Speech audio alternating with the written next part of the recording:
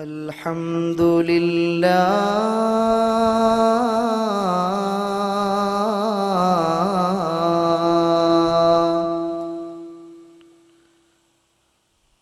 الحمد لله العظيم القدرة والشان شديد البطش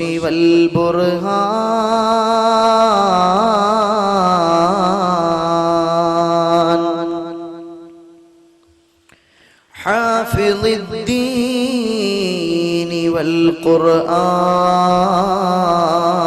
والقرآن بسم الله ما شاء الله كان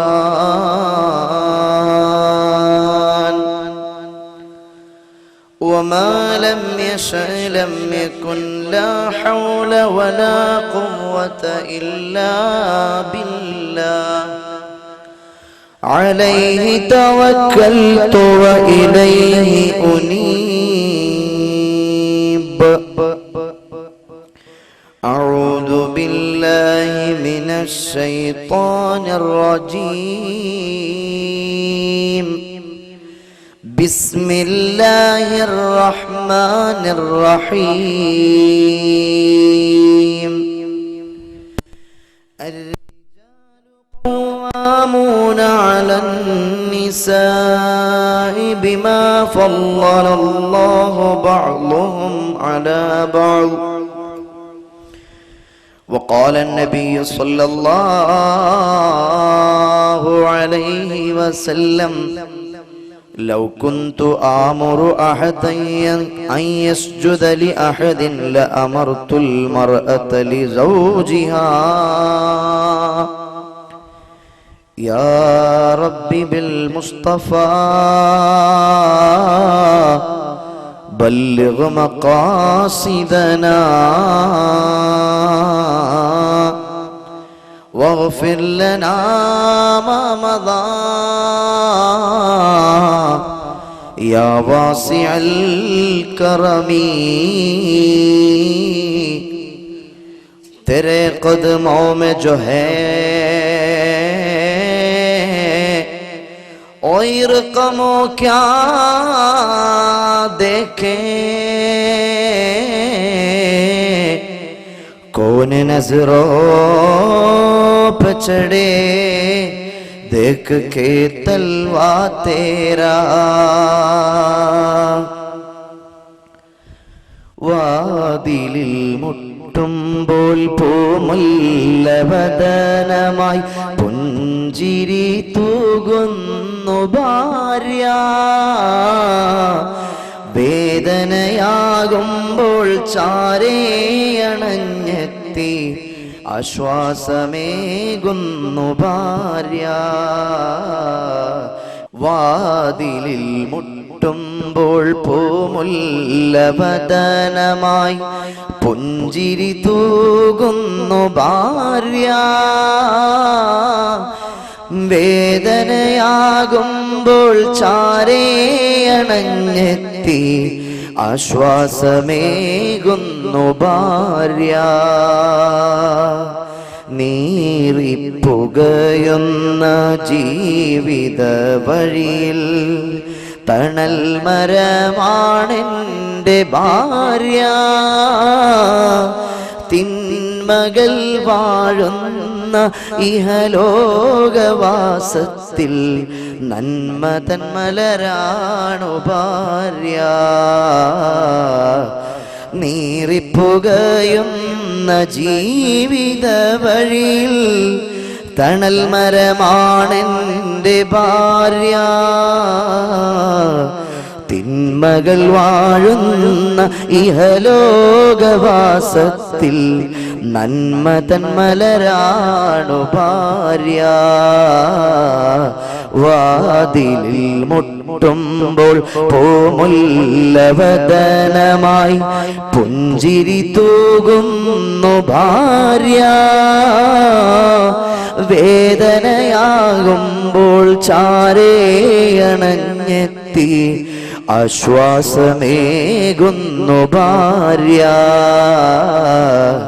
ആശ്വാസമേകുന്നു ഭാര്യ. ഏറ്റവും സ്നേഹ ബഹുമാനാദരവുകൾ നിറഞ്ഞ പണ്ഡിതന്മാരെ, ഈ നല്ല മജ്ലിസിൽ വന്നെത്തിയ നല്ലവരായ മുഅ്മിനുകളെ, മുഅ്മിനാത്തുകളെ, അസ്സലാമു അലൈക്കും വറഹ്മത്തുള്ളാഹി വബറകാതുഹു.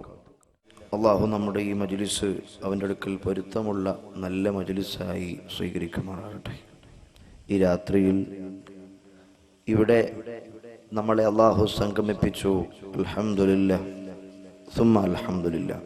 നമ്മുടെ പ്രിയപ്പെട്ട മാതാപിതാക്കൾ, ഉസ്താദുമാർ, ഭാര്യ, മക്കൾ, ബന്ധുമിത്രാദികൾ, സ്നേഹജനങ്ങൾ, സഹപാഠി സുഹൃത്തുക്കൾ, സഹകാരികൾ, ഭക്ഷണം തന്നവർ, ദുആ വസിയത്ത് ചെയ്തവർ, നമ്മുടെ സ്ഥാപനങ്ങളെയും സംരംഭങ്ങളെയും സംഗമങ്ങളെയും സഹായിക്കുന്നവർ, നമ്മുടെ മജ്ലിസുകളിൽ ഒരുമിച്ച് കൂടുന്നവർ, നമ്മൾ മജ്ലിസുകളിൽ ചോദിക്കുമ്പോൾ നൽകുന്നവർ, വിശേഷിച്ച് ഈ മജ്ലിസിൽ ഒരുമിച്ച് കൂടിയ നല്ലവരായ മുഅ്മിനുകൾ എല്ലാവർക്കും ഈ രാത്രി നമ്മൾ ഈ മജ്ലിസിൽ ഒരുമിച്ച് കൂടിയതുപോലെ മഹാത്മാവായ മുഹമ്മദ് മുസ്തഫ സല്ലല്ലാഹു അലൈഹി വസല്ലമ തങ്ങൾ സമുദ്ഘാടനം നിർവഹിക്കുന്ന സ്വർഗീയ ആരാമത്തിൽ സംഗമിക്കുവാൻ അല്ലാഹു ഈ മജ്ലിസ് ഒരു നിദാനമായി നമ്മിൽ നിന്ന് കബൂൽ ചെയ്യുമാറാകട്ടെ. നമ്മുടെ പാപങ്ങൾ കഴിഞ്ഞുപോയ കാലഘട്ടത്തിൽ ചെയ്തതെല്ലാം അല്ലാഹു ഈ മജ്ലിസിന്റെ ബറക്കത്ത് കൊണ്ട് പുറത്തു മാപ്പാക്കി തരുമാറാകട്ടെ. നമ്മുടെ പ്രശ്നങ്ങൾ, നമ്മുടെ പ്രതിസന്ധികൾ, നമ്മുടെ വിഷമങ്ങൾ, നമ്മുടെ രോഗങ്ങൾ, നമ്മുടെ കടങ്ങൾ, നമ്മൾ അഭിമുഖീകരിച്ചു കൊണ്ടിരിക്കുന്ന വേദനകൾ എല്ലാം അല്ലാഹു റബ്ബുൽ ഇസ്സത്ത് അവന്റെ മഹത്തായ ഔദാര്യം കൊണ്ട് ഈ മജ്ലിസിന്റെ ബറക്കത്ത് കൊണ്ട് പുന്നാര നബി മുഹമ്മദ് മുസ്തഫ സല്ലല്ലാഹു അലൈഹി വസല്ലമ തങ്ങളുടെ മദദ് കൊണ്ട് നമുക്ക് മാപ്പാക്കി, നമുക്ക് റാഹത്താക്കി, നമുക്ക് സന്തോഷമാക്കി നൽകുമാറാകട്ടെ. നമ്മിൽ നിന്ന് വേർപെട്ട് ഖബറിന്റെ ഏകാന്തതകളിൽ ആരുമാരും കൂട്ടിനില്ലാതെ കഴിയുന്ന നമ്മുടെ മുൻഗാമികളുടെ ഖബറിടങ്ങളെ അല്ലാഹു സ്വർഗമാക്കി മാറ്റുകയും നേരം പോക്കിനു വേണ്ടി നമ്മുടെ ഈ മജ്ലിസ് അവരുടെ ഖബറുകളിൽ അല്ലാഹു കാണിച്ച് അവരെ സന്തോഷിപ്പിക്കുകയും ചെയ്യുമാറാകട്ടെ. കാരുണ്യത്തിന്റെ കരതല സ്പർശമായി ആലംബഹീനർക്ക് അത്താണി നൽകാൻ, രോഗികൾക്ക് ആശ്വാസം നൽകാൻ ഈ നാട്ടിലെ നല്ലവരായ ചുറുചുറുക്കുള്ള ഇസ്ലാമിന്റെ കർമ്മോത്സുകരായ സംഘാടകർ അവർ രംഗത്തിറങ്ങിയിരിക്കുകയാണ്. അല്ലാഹു അവരുടെ പദ്ധതികളൊക്കെ വിജയിപ്പിക്കുമാറാകട്ടെ. സമൂഹത്തിന്റെ താഴേക്കിടയിൽ ആരുമാരും പരിഗണിക്കാതെ, ആരുമാരും ശ്രദ്ധിക്കാതെ അവഗണനയുടെ ചാട്ടവാറടിയേറ്റ് കരുവാളിച്ച് രോഗികളായി, എന്നും വിഷമമുള്ളവരായി, ദാരിദ്ര്യമുള്ളവരായി, കടക്കിണിയിലകപ്പെട്ട് പ്രതിസന്ധിയുള്ളവരായി, ടെൻഷൻ അടിച്ച് ജീവിതം തള്ളി നീക്കുന്ന പാവപ്പെട്ടവനെ അത്താണിയും അവലംബവും ആശ്രയവും ആശയും പ്രതീക്ഷയും നൽകുന്ന നല്ല സംരംഭങ്ങൾ ആര് ചെയ്താലും അതെപ്പോഴും സ്തുത്യർഹവും അഭിനന്ദാർഹനീയവും ശ്ലാഘനീയവുമാണ്. ഈ നാടിന് വെളിച്ചമായി, ഈ നാട്ടിലെ പാവങ്ങൾക്ക് ആശയായി ഈ പ്രസ്ഥാനം വളർന്നു പന്തലിക്കുമാറാകട്ടെ.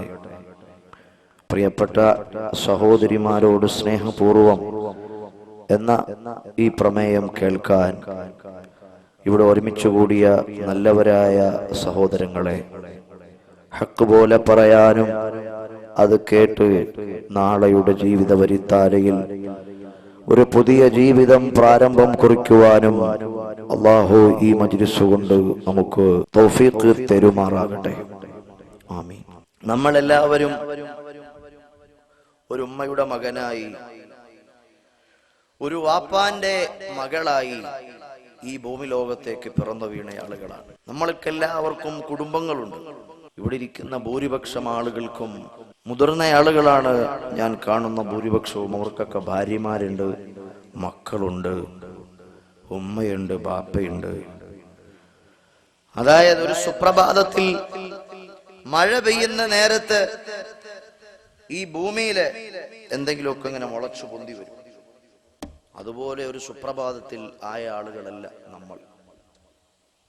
പ്രിയപ്പെട്ട ഉമ്മാന്റെ ഉദരത്തിൽ നമ്മൾ പ്രാരംഭഘട്ടത്തിൽ എത്തിയപ്പോഴേ നമ്മുടെ ഉമ്മ, നമ്മുടെ വാപ്പ, നമ്മുടെ പ്രിയപ്പെട്ടവർ എല്ലാവരും അറിഞ്ഞു ഒരു കുഞ്ഞിന്റെ സുവിശേഷം. ഒടുവിൽ 10 മാസം പ്രിയപ്പെട്ട മാതാവിന്റെ ഗർഭാശയത്തിൽ ആ പ്രിയപ്പെട്ട ഉമ്മ അമ്മേ ഗർഭം ചുമന്നു. മരണവേദനയോടടുത്ത വേദന സഹിച്ച് നമ്മളെ ഈ ഭൂമി ലോകത്തേക്ക് പ്രസവിച്ചു. കുല്ലു മൗലൂദിൻ യൂലദു അലൽ ഫിത്ര.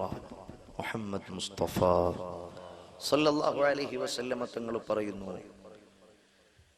എല്ലാ കുട്ടികളും ജനിക്കുന്നത് സംശുദ്ധമായ പ്രകൃതിയിലാണ്.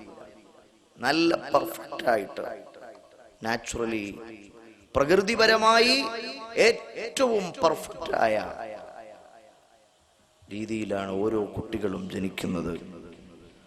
അവനെ കള്ളുകുടിയനാക്കുന്നത്, അവനെ പെണ്ണുപിടിയനാക്കുന്നത്, അവനെ പലിശക്കാരനാക്കുന്നത്, അവനെ തേടറേറ്റ് ഗുണ്ടയാക്കുന്നത്, അവനെ താന്തോ നിവാസിയാക്കുന്നത് അവന്റെ പ്രിയപ്പെട്ട മാതാപിതാക്കളാണ്. പഠിപ്പിച്ചു മുഹമ്മദ് മുസ്തഫ സല്ലല്ലാഹു അലൈഹി വസല്ലം. എല്ലാ കുട്ടികളും ജനിക്കുന്നത് സംശുദ്ധമായ പ്രകൃതിയിൽ. അവനെ ഓരോ നാക്കിയാക്കി നിഷേധിയാക്കി തീർക്കുന്നത് ആരാ? അവന്റെ ഉമ്മയും അവന്റെ വാപ്പയുമാണ്. ഇത് ഞാൻ നിങ്ങളും ഗൗരവത്തോടെ മനസ്സിൽ താലോലിക്കേണ്ട ഒരു വലിയ വസ്തുതയാണ്. അള്ളാഹുവിന്റെ അതിമഹത്തായ അനുഗ്രഹത്താൽ ഇവിടെ വന്ന എൻ്റെ പ്രിയപ്പെട്ട സഹോദരങ്ങളോട് കുറേ ഉമ്മമാരെ പറ്റി നമുക്ക് പറയാനുണ്ട്. നമ്മുടെ ഭാര്യമാരെ പറ്റി നമ്മൾ പറയും, നമ്മുടെ പെങ്ങന്മാരെ പറ്റി നമ്മൾ പറയും, ഭർത്താക്കന്മാരെ പറ്റി നമ്മൾ പറയും. അതും കൂടെ കേട്ടിട്ട് മാത്രമേ ഈ സദസ്സിൽ നിന്ന് വളരെ കുറഞ്ഞ സമയം നിങ്ങളൊക്കെ എഴുന്നേറ്റ് പോകാവൂ എന്ന് ഞാൻ ഓർമ്മപ്പെടുത്തുകയാണ്. നമ്മുടെ വീടുകളിലൊക്കെ നമുക്ക് ഭാര്യമാരുണ്ട്. നമുക്ക് ഏറ്റവും ഇഷ്ടമുള്ള ഭാര്യ സൗന്ദര്യമുള്ള ഭാര്യയല്ല, സമ്പത്തുള്ള ഭാര്യ അല്ല, ഒരുപാട് എഡ്യൂക്കേഷണൽ ക്വാളിറ്റീസുകളുള്ള സർട്ടിഫിക്കറ്റുകളുള്ള ഭാര്യയല്ല. ഒരു ഭർത്താവിന് ഇഷ്ടമുള്ള ഭാര്യ ആ ഭർത്താവിനെ ഏറ്റവും കൂടുതൽ അനുസരിക്കുന്ന ഭാര്യയാണ്. വിശുദ്ധ ഖുർആൻ പറയുന്നുണ്ട്, ഫസ്സാലിഹാതു ഖാനിതാതുൻ ഫസ്സാലിഹാതു ഖാനിതാതുൻ. വിശുദ്ധ ഖുർആൻ പറയാണ്, സാലിഹത്തായ പെണ്ണ് അനുസരണയുള്ള പെണ്ണാണ്, ഭർത്താവിനെ അനുസരിക്കുന്ന പെണ്ണ്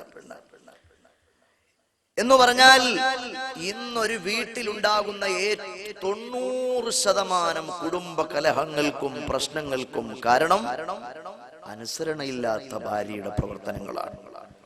അനുസരണയില്ലാത്ത ഭാര്യയുടെ പ്രവർത്തനങ്ങളാണ് നമ്മുടെ വീടുകളിൽ ഉണ്ടാകുന്ന 90% കുടുംബ പ്രശ്നങ്ങൾക്കും കാരണം അനുസരണയില്ലാത്ത ഭാര്യമാരുടെ പ്രവർത്തനങ്ങളാണ്.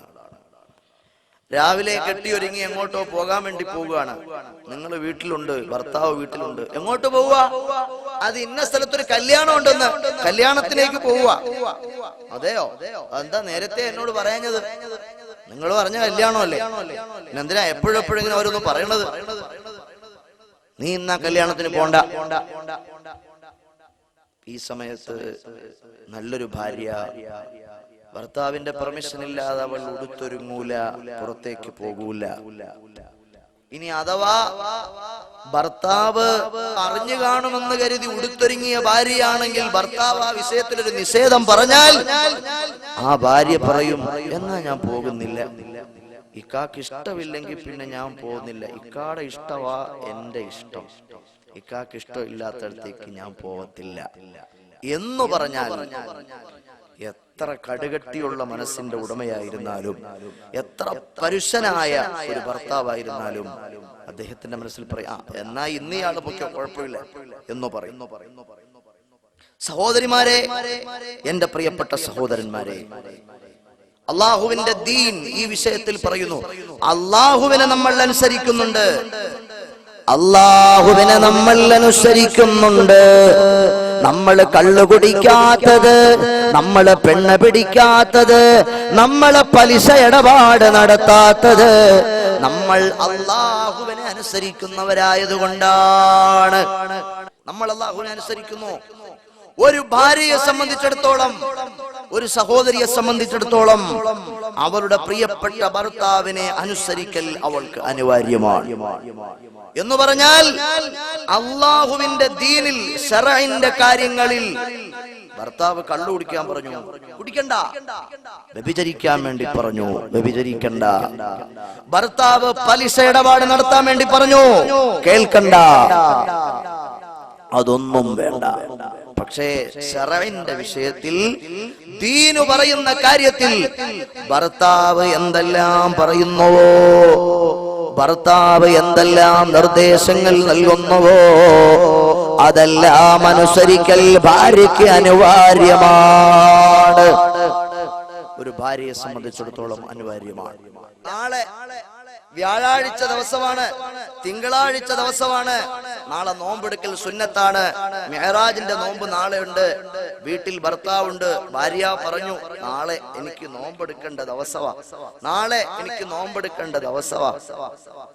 ഭർത്താവ് പറഞ്ഞു, വേണ്ട, ഇയാള് നാളെ നോമ്പെടുക്കണ്ട, നാളെ ഇയാള് നോമ്പെടുക്കണ്ട എന്ന് പറഞ്ഞു. ഭർത്താവിനെ അനുസരിച്ചിട്ട ഭാര്യ നാളെ അള്ളാന്റെ റസൂല് സുന്നത്താക്കിയ തിങ്കളാഴ്ചത്തെ നോമ്പിനെ അവൾ ഉപേക്ഷിച്ചാൽ, നാളെ വ്യാഴാഴ്ചത്തെ നോമ്പിനെ ഭർത്താവിനെ അനുസരിച്ചുകൊണ്ടവൾ ഒഴിവാക്കിയാൽ, മെഹറാജിന്റെ സുന്നത്ത് നോമ്പിനെ ഭർത്താവിനെ വഴിപ്പെട്ടിട്ടവൾ ഒഴിവാക്കിയാൽ അവൾക്ക് നോമ്പെടുത്ത പ്രതിഫലവും ഭർത്താവിനെ അനുസരിച്ച പ്രതിഫലവും ഉണ്ടെന്ന് പഠിപ്പിച്ചു മുഹമ്മദ് മുസ്തഫ സല്ലല്ലാഹു അലൈഹി വസല്ലം. സല്ലല്ലാഹു അലൈഹി വസല്ലം അവിടുന്ന് പഠിപ്പിക്കുകയാണ്, വലാ യജൂസു ബിംറഅത്തിൻ അൻ തസൂമ വസൗജുഹാ ഷാഹിദുൻ ഇല്ലാ ബിഇദ്നിഹി. ഭർത്താവ് നാട്ടിലുണ്ട്, ഭർത്താവിന്റെ പെർമിഷൻ ഇല്ലാതെ ഭാര്യയ്ക്ക് നോമ്പെടുക്കാൻ വേണ്ടി പാടില്ല. റമദാന്റെ നോമ്പിന്റെ കാര്യമല്ല, സുന്നത്തായ നോമ്പ്. നോക്ക്, ദീന് ഭർത്താവിന് നൽകിയ പ്രാധാന്യം നോക്ക് സഹോദരങ്ങളെ. അള്ളാഹുവിന്റെ റസൂലിന്റെ കാലഘട്ടത്തിൽ ഒരു പെങ്ങളുണ്ടായിരുന്നു. ഭർത്താവ് പറഞ്ഞു, മോളെ, ഞാനേ സുദീർഘമായ ഒരു യാത്രയ്ക്ക് പോകുക, ഞാൻ വരാതെ ഇയാള് വീട്ടിൽ നിന്ന് ഇറങ്ങാൻ പാടില്ല. ഞാൻ വരാതെ ഇയാള് വീട്ടിന്റെ കാമ്പൗണ്ട് വിട്ട് പുറത്ത് പോകാൻ പാടില്ല എന്നൊരു സഹോദരിയോട് തന്റെ പ്രിയപ്പെട്ട ഭർത്താവ് ഓർമ്മപ്പെടുത്തിയിട്ടങ്ങ് യാത്രയായി. സഹോദരന്മാരെ, എന്ത് സംഭവിച്ചു? പ്രിയപ്പെട്ട സഹോദരിയുടെ വാപ്പാക്ക് രോഗം പിടിപെട്ടു. ആ പെങ്ങള് ചോദിച്ചു, ഞാൻ പൊക്കോട്ടെ വീട്ടിൽ എന്റെ വാപ്പാനെ കാണാൻ? വാപ്പ ആളെ പറഞ്ഞു വിട്ടു, മോളെ, രോഗിയായി കിടക്കുവാ ഞാൻ, നിന്നെ കാണണമെന്ന് എനിക്ക് അതിയായ ആഗ്രഹമുണ്ട്, ഒന്ന് വരാവോ, ഒന്ന് വരാവോ? അപ്പൊ പറഞ്ഞു, ഭർത്താവ് പറഞ്ഞത് പെർമിഷൻ ഇല്ലാതെ പോണ്ടെന്നാണ്. രോഗിയായി കിടക്കുന്ന പിതാവിന്റെ ചാരത്ത് ഞാനൊന്ന് ചെന്നോട്ടെ. ഭർത്താവ് പറഞ്ഞത് കാമ്പൗണ്ട് വിട്ട് പോകാൻ പാടില്ല എന്നാണ്. ഭർത്താവ് പറഞ്ഞത് കാമ്പൗണ്ട് വിട്ട് പോകാൻ പാടില്ല എന്നാണ്. എന്റെ പ്രിയപ്പെട്ട പിതാവാണെങ്കിലോ കലശായി രോഗം മൂർച്ഛിച്ച് കിടക്കുകയാണ്, ദൂതനെ അയച്ചിരിക്കുകയാണ്. ഓ പൊന്നുമോളെ, കാണണമെന്ന് അതിയായി ആഗ്രഹമുണ്ട്, കാണണമെന്ന് അതിയായി ആഗ്രഹമുണ്ട്, ഒന്ന് വരുമോ, ഒന്ന് വരുമോ? ആ സഹോദരി സഹോദരങ്ങളെ, മദീനയിലെ പള്ളിയിൽ അല്ലാഹുവിന്റെ റസൂൽ സല്ലല്ലാഹു അലൈഹി വസല്ലമ തങ്ങൾ ജീവിച്ചിരിക്കുന്ന കാലഘട്ടമാണ്. ഒരു ദൂതനെ പറഞ്ഞു വിട്ടിട്ട് ചോദിച്ചു, നബിയേ ഞാൻ പോയിക്കോട്ടെ, വാപ്പ രോഗിയാണ്, ഞാൻ പോയിക്കോട്ടെ, വാപ്പ രോഗിയാണ്.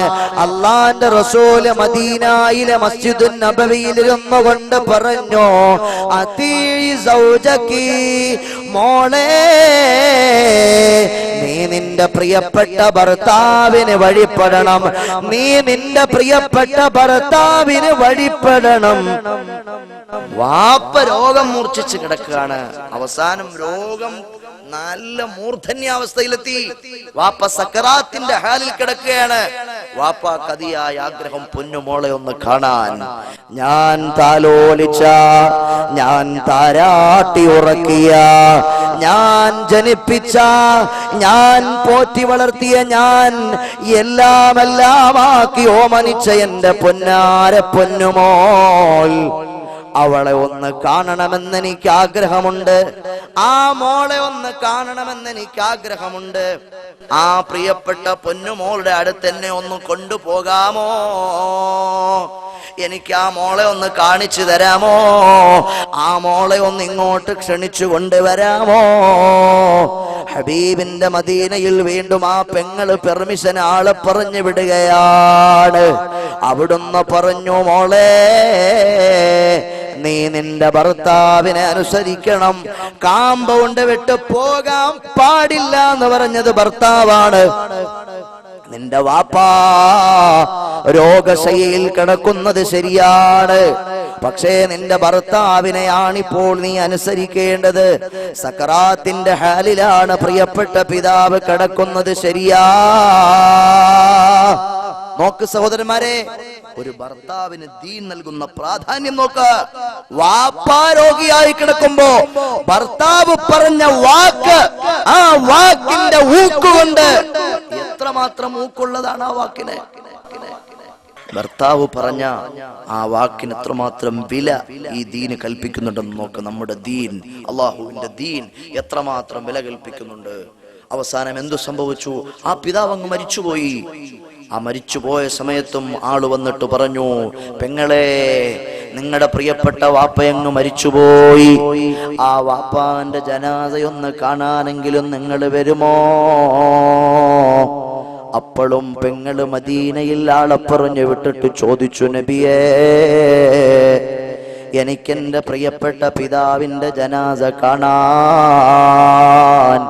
അപ്പോൾ പറയുകയാണ്, മോളെ അതീഇ സൗജകി, നീ നിന്റെ ഭർത്താവിന് വഴിപ്പെടേണ്ടതുണ്ട്, നീ നിന്റെ ഭർത്താവിന് വഴിപ്പെടേണ്ടതുണ്ട് എന്ന് ഹബീബായ മുഹമ്മദ് മുസ്തഫ സല്ലല്ലാഹു അലൈഹി വസല്ലമ തങ്ങൾ നിർദ്ദേശിക്കുകയാണ്. സഹോദരന്മാരെ, ആ സഹോദരിയുടെ വാപ്പാന്റെ ജനാസ നിസ്കാരം അങ്ങ് കഴിഞ്ഞു. ജനാസ സംസ്കരണം അങ്ങ് കഴിഞ്ഞപ്പോൾ ആരംഭപ്പൂവായ മുത്തുനബി പാൽ നിലാവ് പോലെ പുഞ്ചിരിക്കുകയാണ്. സഹാബത്ത് ചോദിച്ചു, ചിരിക്കുന്നത് എന്തിനാ നബിയേ? ഇന്നല്ലാഹ ഗഫറ ലി അബീഹാ, ആ പെണ്ണിന്റെ വാപ്പാക്ക് അല്ലാഹു മാപ്പ് കൊടുത്തിരിക്കുന്നേ, ആ പെണ്ണിന്റെ വാപ്പാക്ക് അല്ലാഹു മാപ്പ് കൊടുത്തിരിക്കുന്നേ.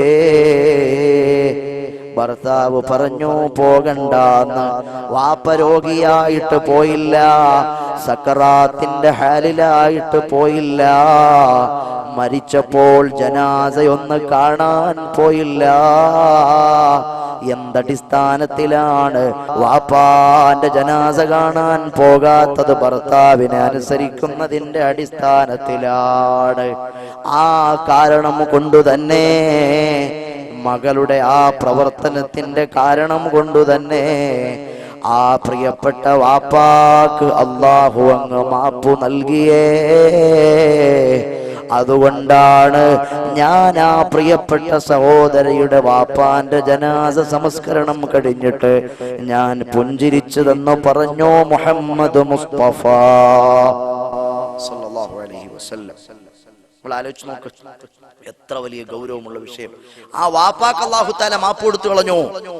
ആ പെങ്ങള് അന്ന് ചെയ്തു, ഭർത്താവിനെ അനുസരിച്ച കാരണം കൊണ്ട് ആ പെങ്ങളുടെ വാപ്പാക്ക് അല്ലാഹു മാപ്പ് നൽകി കഴിഞ്ഞു. ഒരു നല്ല സ്നേഹമുള്ള ഭാര്യ എങ്ങനെയാകണം? ഓരോ സഹോദരന്റെയും മനസ്സിന്റെ അകത്തളത്തിലുണ്ട് നല്ല അനുസരണ. ഒരു പെണ്ണിനും ദേഷ്യമില്ല ഭർത്താവിനോട്, ഒരു പെണ്ണിനും വൈരാഗ്യമില്ല ഭർത്താവിനോട്. ഏറ്റവും നല്ല ഭാര്യ നല്ലൊരു പുരുഷനോടൊപ്പം സന്തോഷദായകമായി വളരെ മാന്യയായി നല്ലവനായ ഭർത്താവിന്റെ കൂടെ മനോഹരമായ ഒരു ജീവിതം നയിക്കാൻ ആഗ്രഹിക്കുന്നവളാണ്. ഭർത്താവിനെ ദേഷ്യം പിടിപ്പിക്കാൻ ഒരു ഭാര്യയും ആഗ്രഹിക്കുന്നില്ല. എന്നാൽ ആണുങ്ങൾ ആഗ്രഹിക്കുന്ന ഭാര്യ, ആണുങ്ങൾ ആഗ്രഹിക്കുന്ന പ്രിയപ്പെട്ട ഭാര്യ ഭർത്താവിനോട് സ്നേഹമസൃണമായി മാത്രം പെരുമാറുന്ന ഭാര്യയാണ്. വാതിലിൽ മുട്ടുമ്പോൾ പൂമുല്ലവദനമായി പുഞ്ചിരി തൂകുന്നു ഭാര്യ, വേദനയാകുമ്പോൾ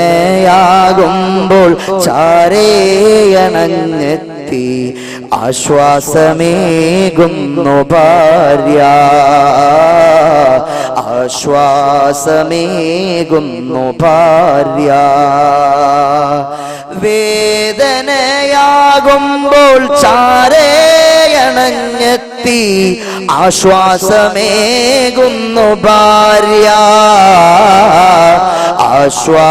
ആശ്വാസമേകുന്നു ഭാര്യ. പ്രതിസന്ധി ഘട്ടത്തിൽ ഒരു പ്രശ്നമുണ്ടാകുമ്പോൾ, ഒരു പ്രതിസന്ധി ഉണ്ടാകുമ്പോൾ, ഒരു വിഷമമുണ്ടാകുമ്പോൾ വിഷമിക്കണ്ട, വേദനിക്കണ്ട, പ്രശ്നത്തിലകപ്പെട്ട് നിങ്ങൾ ടെൻഷൻ അടിക്കണ്ട. അല്ലാഹു നമ്മുടെ പ്രശ്നത്തിന് പരിഹാരം തന്നേക്കാം, പടച്ചവൻ നമ്മുടെ വേദനകൾ മാറ്റി തന്നേക്കാം എന്ന് പറഞ്ഞ് നമ്മെ ആശ്വസിപ്പിക്കുന്നവളാണ് നല്ല ഭാര്യ, നമ്മെ അനുസരിക്കുന്നവളാണ് നല്ല ഭാര്യ. സമ്പത്തുണ്ട്, ധാരാളം സമ്പത്തുണ്ട്, സൗന്ദര്യമുണ്ട്, നല്ല ഗ്ലാമർഫുൾ ആണ് ഭാര്യ. ഒരുപാട് വിദ്യാഭ്യാസമുണ്ട്, BA പാസ്സായി, MA പാസ്സായി, MPhil പാസ്സായി, PhD ചെയ്തുകൊണ്ടിരിക്കുക, വലിയ വിദ്യാഭ്യാസമുള്ള പെണ്ണാ. പക്ഷെ അനുസരിക്കത്തില്ല. ഇങ്ങോട്ട് വാടി എന്ന് വിളിച്ചാൽ അവൾ അങ്ങോട്ടേ പോകത്തുള്ളു, അങ്ങോട്ട് പോടി എന്ന് പറഞ്ഞാൽ അവൾ ഇങ്ങോട്ടേ വരത്തുള്ളു. ഇന്ന് പുട്ടുണ്ടാക്കണമെന്ന് പറഞ്ഞാൽ അവൾ അന്ന് അപ്പം ഉണ്ടാക്കും, ഇന്ന് അപ്പം ഉണ്ടാക്കണമെന്ന് പറഞ്ഞാൽ അവൾ അന്ന് ഇഡ്ഡലി ഉണ്ടാക്കും, ഇന്ന് ഇഡ്ഡലി ഉണ്ടാക്കണമെന്ന് പറഞ്ഞാൽ അന്ന് അവൾ കഞ്ഞി ഉണ്ടാക്കും. ഇത് അനുസരണക്കേടാ. ഉണ്ടാക്കാൻ പറ്റുന്ന കാര്യങ്ങള് ഉണ്ടാക്കണോ വേണ്ടേ എന്നുള്ള കാര്യം വേറെ ചർച്ച, അത് നമുക്ക് പിന്നെ പറയാം. അപ്പൊ അനുസരണ കെട്ട ഭാര്യയാണെങ്കിൽ ഭർത്താവിന് ഇനി കനകവാന്ന് പറഞ്ഞാലും കനകക്കട്ടിയാന്ന് പറഞ്ഞാലും സൗന്ദര്യമുള്ള റാണിയാന്ന് പറഞ്ഞാലും വലിയ വലിയ വലിയ രത്നമാ മാണിക്യമാ മരതകമാന്ന് പറഞ്ഞാലും ആ പെണ്ണിനെ ഭർത്താവിന് വേണ്ടേ വേണ്ട, വേണ്ടേ വേണ്ട. പിന്നെ അവൾ എന്തുണ്ടാക്കിക്കൊണ്ട് തിന്നാലും കുറ്റവാ. കറി ഉണ്ടാക്കി തിന്നാ പറയും കറിക്കകത്ത് മധുരം, ഉപ്പ് കൂടുതലാന്ന് പറയും. ഉപ്പ് കൂടുതലാന്ന് പറയും. ഷർട്ട് തേച്ചോണ്ട് തിന്നാൻ പറയും ഇത് ശരിയായില്ല, അലക്കിയത് ശരിയായില്ല, ഈ ജന്തുവിനെ അലക്കാനും അറിയില്ലേ എന്ന് പറയും. ചോറുണ്ടാക്കിക്കൊണ്ട് തിന്നാ പറയും ഈ ചോറ് ഇങ്ങനെയാണോ ഉണ്ടാക്കേണ്ടത്. ശരിക്ക് ചോറിനല്ല കുറ്റം, കറിക്കല്ല കുറ്റം, ചായക്കല്ല കുറ്റം. അനുസരണക്കേടുണ്ടായപ്പോൾ സ്വാഭാവികമായി ഭർത്താവിന് അവരോട് ദേഷ്യമുണ്ട് മനസ്സിന്റെ അകത്തളത്തിൽ, വെറുപ്പുണ്ട് മനസ്സിന്റെ അകത്തളത്തിൽ. അത് കറിയിലൂടെ, ചായയിലൂടെ, ഉപ്പിലൂടെ, ഷർട്ടിലൂടെ പ്രതിഫലിക്കുകയാണ് എപ്പോഴും. സ്നേഹമുള്ളിടത്ത് ഒരിക്കലും ദേഷ്യമില്ല സഹോദരങ്ങളെ. ഒരു ഭാര്യയുടെ ഭാഗത്ത് നിന്ന് എന്തെങ്കിലും ഒരു തെറ്റ് അവൾ മനഃപൂർവ്വം അല്ലാതെ ചെയ്താൽ, ഇപ്പൊ ഉപ്പ് കൂടുക എന്ന് പറഞ്ഞാൽ അത് മനഃപൂർവ്വം ചെയ്യുന്ന പരിപാടിയാണോ? ഇന്നലെ രാത്രി ഭയങ്കര ബഹളമായിരുന്നു, എന്നെ വഴക്ക് പറഞ്ഞ് എന്റെ കവളത്ത് രണ്ട് പൊട്ടിച്ച് എന്റെ പിള്ളേരെ അടിച്ച് ഇയാൾ ഇന്ന് വരുമ്പോഴത്തേക്ക് എരിയൊക്കെ കൂട്ടി ഉപ്പൊക്കെ കൂട്ടി ഒരു കറി ഉണ്ടാക്കി കൊടുക്കുക, അങ്ങനെ അങ്ങോട്ട് തിന്നാ മതി എന്ന ചിന്താഗതിയിൽ ഭാര്യമാര് വെള്ളം ചേർക്കുവോ, ഉപ്പ് കൂട്ടുവോ, എരി കൂട്ടുവോ? അങ്ങനെയൊന്നും ചെയ്യാറില്ല. ചെയ്യുന്ന ഭാര്യമാരുണ്ടോ? കണ്ണൂരുണ്ടോ അറിയില്ല. അപ്പൊ സ്നേഹമുള്ളിടത്ത് വിട്ടുവീഴ്ച ഉണ്ടാകും. ഭാര്യയുടെ ഭാഗത്ത് നിന്ന് ചെറിയ തെറ്റുകൾ സംഭവിച്ചാൽ, അറിയാതെ സംഭവിച്ചാൽ, ആകസ്മികമായി സംഭവിച്ചാൽ അതിന് സ്നേഹമുള്ള ഭർത്താവ് വിട്ടുവീഴ്ച ചെയ്യും. പക്ഷേ തെറ്റില്ല, അനുസരണക്കേടുണ്ട്, മനസ്സിനകത്ത് ദേഷ്യമുണ്ട്, അവൾ എന്തുണ്ടാക്കിക്കൊണ്ട് തന്നാലും, അവൾ എന്ത് ചെയ്താലും, തൊട്ടതും പിടിച്ചതും അനങ്ങിയതും മിണ്ടിയതും മൂളിയതും എല്ലാം തെറ്റും കുറ്റവും പരാതിയും പരിഭവമായിരിക്കും. അങ്ങനെ ആകാൻ പാടില്ല. ഒരു നല്ല പെണ്ണ് എപ്പോഴാണ് അവൾ പടച്ചവന്റെ ബാധ്യതയെ വീട്ടുന്നതെന്നറിയുമോ? ഒരു നല്ല സഹോദരി, ഒരു നല്ല സഹോദരിയായി തീരുന്നത് എപ്പോഴെന്നറിയുമോ? അള്ളാഹുവിന്റെ മുന്നിൽ ഒരു നല്ല പെങ്ങളായൊരു പെങ്ങള് തീരുന്നത് എപ്പോഴാന്നറിയുമോ? അൽമർഅതു ലാ തുഅദ്ദി റബ്ബ ഹഖിഹാ, പടച്ചവന്റെ ബാധ്യത, അല്ലാഹുവിന്റെ ഹക്ക് ഒരു പെങ്ങളും വീട്ടൂല. ഹത്താ തുഅദ്ദിയ ഹഖ സൗജിഹാ, ഹത്താ തുഅദ്ദിയ ഹഖ സൗജിഹാ, അവളുടെ ഭർത്താവിന്റെ ബാധ്യതയെ, അവളുടെ ഭർത്താവിന്റെ ബാധ്യതയെ അവളെ പൂർത്തിയാക്കാതെ ഒരു പെണ്ണും പടച്ചവന്റെ ബാധ്യത, പടച്ചവനോടുള്ള ഹക്ക്, പടച്ചവനോടുള്ള കടപ്പാട് വീട്ടിയവളാകൂല, വീട്ടിയവളാകൂല. എന്റെ വയത് കേൾക്കാൻ വന്ന പ്രിയമുള്ള സഹോദരി, എന്റെ പൊന്നു പെങ്ങളെ, നിന്റെ ദീന്, നീയും ഞാനും ജീവിക്കുന്ന ദീന്, നിന്റെ ഭർത്താവിന് നൽകിയ പ്രാധാന്യം എത്രയാണെന്നറിയുമോ? ഒരു അറാബി കടന്നു വന്നു, മുഹമ്മദ് മുസ്തഫ, മുഹമ്മദ് മുസ്തഫ സല്ലല്ലാഹു അലൈഹി വസല്ലം തങ്ങളുടെ ചാരത്തേക്ക് ഒരു അറാബി കടന്നു വന്നു. അറാബി കടന്നു വന്നിട്ട് പറഞ്ഞു, നബിയേ, അസ്ലംതു ഫഅരിനി ശൈഅൻ അസ്ദാദു ബിഹി യഖീല, ഞാൻ മുസ്ലിം ആയിട്ടുണ്ട് നബിയെ, പക്ഷേ എനിക്കൊരു ഡൗട്ട്, അപ്പോ എന്റെ സംശയമൊക്കെ മാറി എനിക്കൊരു ഉറപ്പ് തഹഖീഖാകാൻ വേണ്ടി എന്തെങ്കിലും ഒരു അത്ഭുതം കാണിച്ചു തരാവോ നബിയേ എന്ന് ചോദിച്ചു മുഹമ്മദ് മുസ്തഫ സല്ലല്ലാഹു അലൈഹി വസല്ലമ തങ്ങളോട്. അന്നേരത്ത് അവിടുന്ന് പറഞ്ഞു, മോനെ നീ എന്താ ഉദ്ദേശിക്കുന്നത്? മാ തുരീദു, നീ എന്താ ഉദ്ദേശിക്കുന്നത്? അയാൾ പറഞ്ഞു, അകലെ കാണുന്ന ഒരു മരത്തെ ചൂണ്ടിയിട്ട് അയാൾ പറഞ്ഞു, ആ മരത്തോടൊന്നിങ്ങ് വരാൻ പറയാമോ നബിയെ? ആ മരത്തോടൊന്നിങ്ങ് വരാൻ പറയാമോ നബിയെ? അവിടുന്ന് പറഞ്ഞു, ആ മരത്തോടൊന്നിങ്ങ് വരാൻ. جاءت لي دعوته الأشجار ساجدة تمشي إليه على ساق بلا قدم. അകലെ നിന്ന മരത്തോട് പുന്നാര നബി പറഞ്ഞു, ഒന്നിങ്ങ് വരാൻ. അകലെ നിന്ന മരം അല്ലാഹുവിന്റെ റസൂല് മാടി വിളിച്ചപ്പോൾ അകലെ നിന്ന മരം പുണ്യ നബിയുടെ ചാരത്തേക്ക് വന്നു. ആ നേരത്തെ സഹോദരൻ, അല്ലാഹുവിന്റെ റസൂലേ, ആ കരങ്ങളൊന്ന് നീട്ടിത്തരാമോ? ആ കവിളുകളൊന്ന് തരാമോ? ഞാൻ ആ കരങ്ങളിൽ മുത്തട്ടെ, ഞാൻ അവിടുത്തെ കവിളുകളിൽ ചുംബിക്കട്ടെ, ഞാൻ അവിടുത്തെ ആദരിച്ചിട്ട് അവിടുത്തെ കരതലങ്ങളിൽ മൊത്തം തരാൻ, അവിടുത്തെ നെറ്റിത്തടം ചുംബിക്കാൻ അതിയായി ആഗ്രഹിക്കുന്നു നബിയേ.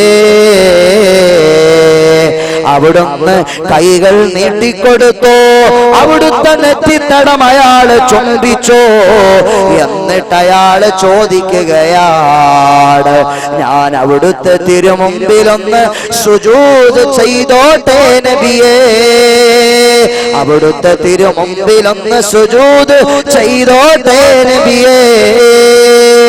അകലെ നിന്ന മരത്തോടൊന്ന് വരാൻ പറഞ്ഞപ്പോൾ ആ മരം വന്നില്ലയോ നബിയേ? അവിടുത്തെ ആദരിച്ചിട്ട് ഞാൻ അവിടുത്തെ മുന്നിലൊന്ന് സുജൂദ് ചെയ്തോട്ടെ നബിയേ? മദീനയിലെ പള്ളിയിലിരുന്നു കൊണ്ട് ലോകത്തിന്റെ നേതാവായ അഷ്റഫുൽ ഖൽഖ് സല്ലല്ലാഹു അലൈഹി വസല്ലം തങ്ങൾ പറയുകയാണ്, മോനെ ലൗ കുന്തു ആമുറു അഹദൻ അൻ യസ്ജുദ ലി അഹദിൻ ലഅമർതുൽ മർഅത ലിസൗജിഹാ. അല്ലാഹുവിന്റെ റസൂൽ മുഹമ്മദ് മുസ്തഫ സല്ലല്ലാഹു അലൈഹി വസല്ലം തങ്ങൾ പറയുകയാണ്, അല്ലാഹു ആരോടെങ്കിലും സുജൂദ് ചെയ്യാൻ കൽപ്പിക്കുമായിരുന്നെങ്കിൽ, അല്ലാഹു സുബ്ഹാനഹു വ തആല ആരോടെങ്കിലും സുജൂദ് കൊണ്ട് കൽപ്പിക്കുമായിരുന്നെങ്കിൽ ഭർത്താവിന്റെ മുന്നിൽ ഭാര്യയോട് സുജൂദ് ചെയ്യാൻ ഞാൻ കൽപ്പിക്കുമായിരുന്നേ. ഭർത്താവിന്റെ മുന്നിൽ ഭാര്യ സുജൂദ് ചെയ്യുന്നതിനെ ഞാൻ കൽപ്പിക്കുമായിരുന്നേ. സുജൂദ് ചെയ്യാൻ വേണ്ടി, ഭർത്താവിന്റെ മുന്നിൽ സുജൂദ് ചെയ്യാൻ വേണ്ടി ഭാര്യമാരോട് അള്ളാഹുവിന്റെ ഭൂമിയിൽ ആർക്കെങ്കിലും അടിമകൾക്ക് മുന്നിൽ സുജൂദിന് വേണ്ടി അള്ളാഹു പെർമിഷൻ നൽകുമായിരുന്നെങ്കിൽ പ്രിയപ്പെട്ട ഭർത്താവിന്റെ മുന്നിൽ ഭാര്യയോട് സുജൂദ് ചെയ്യാൻ ഈ പരിശുദ്ധമായ ദീൻ കൽപ്പിക്കുമായിരുന്നുവെന്ന് പഠിപ്പിച്ചു അഷ്റഫുൽ ഖൽഖ് മുഹമ്മദ് മുസ്തഫ സല്ലല്ലാഹു അലൈഹി വസല്ലം. പോരാ, അവസാനിക്കുന്നില്ല. ഒരു പെണ്ണ് അനുമതിയില്ലാതെ ഒരു പെണ്ണ് ഭർത്താവിന്റെ അനുമതിയില്ലാതെ വീട് വിട്ട് പുറത്തു പോയാൽ, എവിടെ നിൽക്കുക മോളെ? ഹലോ എവിടെ നിൽക്കുക? ഞാന് വീട്ടിൽ നിൽക്കുക. ഭർത്താവ് ഗൾഫിൽ നിന്ന് വിളിച്ചതാ. ഇവൾ എവിടെ നിൽക്കുക? അങ്ങാടിയിൽ, തലശ്ശേരി നിൽക്കുക, വടകരയിൽ നിൽക്കുക, മാഹിയിൽ നിൽക്കുക. മാഹിയിലും തലശ്ശേരിയിലും വടകരയിലും നിന്നിട്ട് അവള് പറയുന്നത് ഞാൻ വീട്ടിൽ നിൽക്കുക. ഭർത്താവ് അതുവഴി നോക്കാൻ കഴിയും. മൊബൈൽ ഫോൺ ഇങ്ങനെ നോക്കിയാൽ കാണൂലല്ലോ. സംവിധാനം വേറെ ഉണ്ട്. പക്ഷേ അവൾ കള്ളം പറയുകയാണ് ഭർത്താവിനോട്. അങ്ങനെയുള്ള ഭാര്യയുടെ അവസ്ഥ എന്താണ്? ഈ പാവപ്പെട്ടവൻ പ്രവാസിയായി ഗൾഫിൽ പോയി കിടന്ന് കഠിനാധ്വാനം ചെയ്യുന്നത് ആർക്കു വേണ്ടിയാ? അതാ വലിയൊരു കെട്ടിടത്തിന്റെ മുകളിൽ കയറി നിന്ന് പെയിന്റിംഗ് നടത്തിക്കൊണ്ടിരുന്നപ്പോൾ അവൻ അതിൽ നിന്ന് സ്ലിപ്പായി താഴെ വീണിട്ട് അവന്റെ നട്ടെല്ലൊടിഞ്ഞു കിടന്നു. അവൻ പറഞ്ഞില്ല ഭാര്യയോട്, അവൻ മക്കളെ അറിയിച്ചില്ല. അവന്റെ കൂട്ടുകാരിൽ നിന്ന് കടം പേടിച്ച പൈസ, മാസമാസം അവന്റെ കൂട്ടുകാരിൽ നിന്ന് കടം പേടിച്ച പൈസ അവന്റെ വീട്ടിൽ വേദനകൾ അറിയിക്കാതെ, അവന്റെ വീട്ടിൽ വിഷമം അറിയിക്കാതെ, എന്റെ ഭാര്യ വേദനിക്കരുത്, എന്റെ കുട്ടി വേദനിക്കരുത്, എന്റെ പ്രിയപ്പെട്ട ഉമ്മയും ബാപ്പയും വ്യസനിക്കരുതെന്ന് ചിന്തിച്ച് ആ പാവപ്പെട്ട പ്രവാസിയായ ഗൾഫുകാരൻ വീട്ടുകാരെയും കൂട്ടുകാരെയും വേദന അറിയിക്കാതെ കടം മേടിച്ച് കൃത്യമായി പൈസ അയച്ചുകൊണ്ടിരുന്നു. അപ്പോഴാ കിടക്കയിൽ കിടന്നുകൊണ്ട് അവൻ വിളിക്കുന്നു, മോളെ നീ എവിടെയാ? ഭർത്താവ് അയച്ചു കൊടുത്തവന്റെ കഠിനാധ്വാനത്തിന്റെ വിയർപ്പിന്റെ തുള്ളി രക്തം വിയർപ്പാക്കി ഒഴുക്കിയിട്ട് മാസമാസം അയച്ചു കൊടുക്കുന്ന പൈസ ഉപയോഗിച്ച് ഏതോ ഷോപ്പിൽ പോയി ഷോപ്പിംഗ് നടത്തി ബോഡി ടൈറ്റുള്ള പർദ്ദകൾ മേടിച്ച് ചുരിദാർ മേടിച്ച് സ്കിൻ ഫിറ്റ് മേടിച്ച് ജീൻസ് മേടിച്ച് അതാ വീട്ടിൽ നിന്ന് പർദ്ദയിട്ട് പുറത്തിറങ്ങിയിട്ട് ഏതെങ്കിലും ബസ് സ്റ്റാൻഡിന്റെ ടോയ്ലറ്റുകളിൽ പോയിട്ട് ആ പർദ്ദ മാറ്റിയിട്ട് ആ ടോയ്ലറ്റിൽ ഇട്ടുകൊണ്ട് ടീഷർട്ടും ജീൻസും ഇട്ടുകൊണ്ട് തോന്നിവാസത്തിന് പുറപ്പെട്ട് ഏതോ മൊബൈൽ ഫോണിൽ വിളിച്ച് പരിചയപ്പെട്ട ഒരുത്തരുമായി കറങ്ങാനും ലോട്ടെടുക്കാനും ആഭാസം കാണിക്കാനും ഇറങ്ങി പുറപ്പെടുമ്പോൾ പ്രവാസിയായി കിടക്കുന്ന പാവപ്പെട്ടവൻ വിളിക്കുകയാണ്, തന്റെ മകളെ, തന്റെ മകനെ, തന്റെ ഭാര്യയെ, തന്റെ കുടുംബമേ എന്ന് ചിന്തിച്ച് മരിപ്പറമ്പിൽ കിടന്ന് ചോര നീരാക്കി കഠിനാധ്വാനം ചെയ്യുന്ന പ്രിയപ്പെട്ടവൻ മൊബൈൽ ഫോൺ എടുത്ത്, മോളെ നീ എവിടെയാ? ഞാൻ വീട്ടിലാ. അവൾ തലശ്ശേരിയിൽ കറങ്ങാൻ പോയതാ. കാമുകനമൊത്ത് ബൈക്കെടുത്ത് അതാ ഏതോ കടൽ തീരത്ത് ഏതോ പാർക്കിലും ബീച്ചിലും അടിച്ചു പൊളിക്കാൻ പോയതാ, ഐസ്ക്രീം കുടിക്കാൻ പോയതാ. ഇതെന്തൊരു ധിക്കാരമാണ് സഹോദരാ, ഇതെന്തൊരാഭാസമാണ് സഹോദരി. ലഅനതുൽ മലായിക حتى ترجع لعنتها الملائكة حتى ترجع.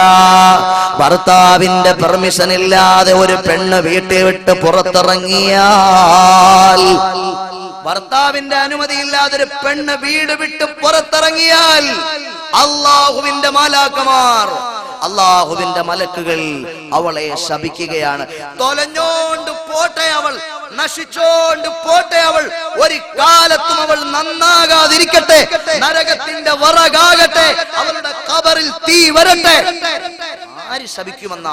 മലക്കുകൾ ശപിക്കുമെന്ന് മുഹമ്മദ് മുസ്തഫ. ഏത് സഹോദരിക്കാണ് അത് റിസീവ് ചെയ്യാൻ പറ്റുക? ആര് ശാപം എന്ന് പറഞ്ഞ ഹദീത്ത് പറയുന്നുണ്ട്, കോഴിയെ ശപിക്കരുതേ, ആട്ടിനെ ശപിക്കരുതേ, മക്കളെ ശപിക്കരുതേ. പറഞ്ഞ എന്തുവാ?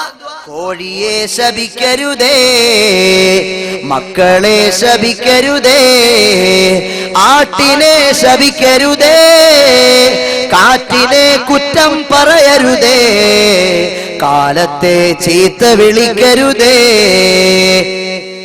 ഹദീസാണ്. നിങ്ങൾ കാലത്തെ കുറ്റം പറയരുത്. ഓ, ഇത് എന്തൊരു മോശപ്പെട്ട കാലം എന്തോ പിഴച്ചു. ഇന്നലെ ഉദിച്ച സൂര്യൻ തന്നെ അന്ന് ഉദിച്ചത്, മെനഞ്ഞാന്ന് അസ്തമിച്ച സൂര്യൻ തന്നെ ഇന്നും അസ്തമിക്കാൻ പോണത്. കാലത്തിന് കുഴപ്പമൊന്നുമില്ല. ഭൂമി, കാലത്തെ നിങ്ങൾ കുറ്റം പറയാൻ പാടില്ല. നിങ്ങൾ ആട്ടിനെ ശപിക്കരുത്, കോഴിയെ ശപിക്കരുത്. അല്ലാഹുവിന്റെ മലക്കുകൾ ലഅനത്തുൽ മലായികതു ഹത്താ തർജിഅ.